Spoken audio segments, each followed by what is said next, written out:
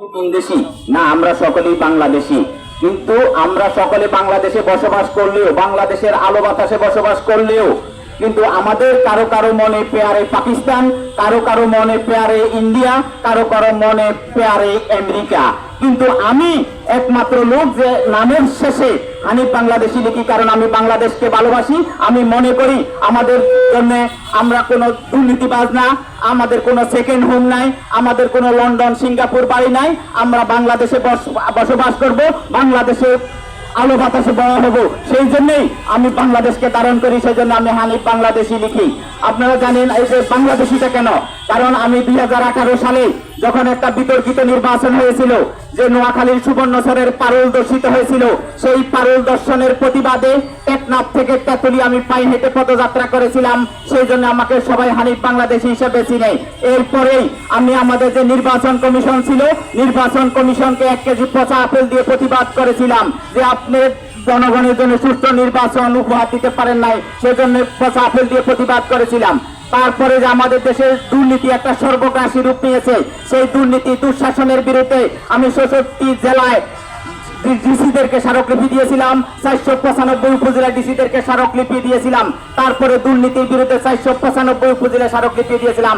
সেই জন্য জনগণ আমাকে হানিফ বাংলাদেশি হিসাবে চিনে। আমি যখন সারা বাংলাদেশ ঘুরেছিলাম, তখন আমি দেখেছি বাংলাদেশের ভিতরে সব মানুষ হয়েছে আওয়ামী লীগ, কোন বিএনপি জামাতের লোক আমি তখনও দেখি নাই, দূরবীন দিয়েও দেখি নাই। কিন্তু গত 17 মাসে আমি দেখেছি বাংলাদেশের সব মানুষ বিএনপি জামাত, কোন আওয়ামী লীগের লোক নাই। তাহলে সিটিং কারা, বাটফার কারা? এই লোকগুলোই সিটিং বাটফার, এরা গুরগিটির মতো রূপ ধারণ করে। কিন্তু আমরা সবসময় অন্যায়ের বিরুদ্ধে প্রতিবাদ করেছি। আমি একজন অ্যাক্টিভিস্ট, আমার কাছে সবসময় অন্যায়ের বিরুদ্ধে, অফিসারের বিরুদ্ধে প্রতিবাদ করব।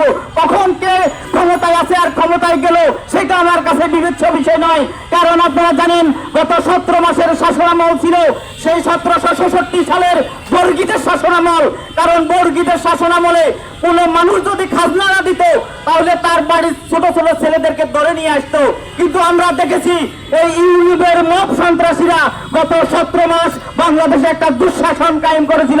সেই মব সন্ত্রাসী ইউনিসের বিরুদ্ধে আমি গত 17 মাস প্রতিবাদ করেছিলাম। তখন এখন সবাই আমাকে আগে বলতো যে হানিফ বাংলাদেশ হিসেবে বিএনপি জামাতের দোষর, এই 17 মাসে আমাকে বলে যে হানিফ বাংলাদেশ আওয়ামী লীগের দোষর।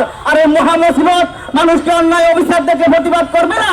তাহলে তো এভাবে আওয়ামী লীগের একটা চর্মরোগ ছিল। সেই চর্মরোগটা হলো কি, তারা কেউ যদি তাদের বিরুদ্ধে প্রতিবাদ করতো, বলতো যে এটাও বিএনপি জামাতের দোষর। সেই চর্মরোগটা গত অন্তর্বর্তী সরকারকে ধরেছে এবং এই সরকারকে ধরেছে। এখন কেউ যদি অন্যায় অফিসারের বিরুদ্ধে প্রতিবাদ করে, বলা হলো যে সে হলো আওয়ামী লীগের দোষর। এই হলো বর্তমানের অবস্থা। কিন্তু আমরা সবসময় অন্যায়ের প্রতিবাদ করছি, অফিসারের বিরুদ্ধে প্রতিবাদ করে যাচ্ছি। আপনারা জানেন অন্তর্বর্তী সরকার 2024 সালে 5 আগস্ট শপথ নেওয়ার পরেই তারা একটা প্রজ্ঞাপন জারি করেছিল যে 15 দিনের ভিতরে তাদের আয় ব্যয় হিসাব দিবেন। কিন্তু গত 17 মাসে কিন্তু তারা তাদের আয় ব্যয় হিসাব দেয় নাই। এর ফাঁকে আমি 3 বার মহামান্য রাষ্ট্রপতিকে স্মারকলিপি দিয়েছিলাম, প্রধান উপদেষ্টাকে স্মারকলিপি দিয়েছিলাম, দুর্নীতি দমন কমিশনকে স্মারকলিপি দিয়েছিলাম যে দুর্নীতিবাজ উপদেষ্টাদেরকে আইনের আওতায় আনা হোক, তাদের আয় ব্যয়ের হিসাব দেওয়া হোক। কিন্তু তারা শেষ সময়ে তাদের আয় ব্যয়ের হিসাবটা দিয়েছেন। এখন আমি দুর্নীতি দমন কমিশনকে একটা চিঠি দিয়েছি যে এরা যে আয় ব্যয়ের হিসাব দিয়েছে এটা সঠিক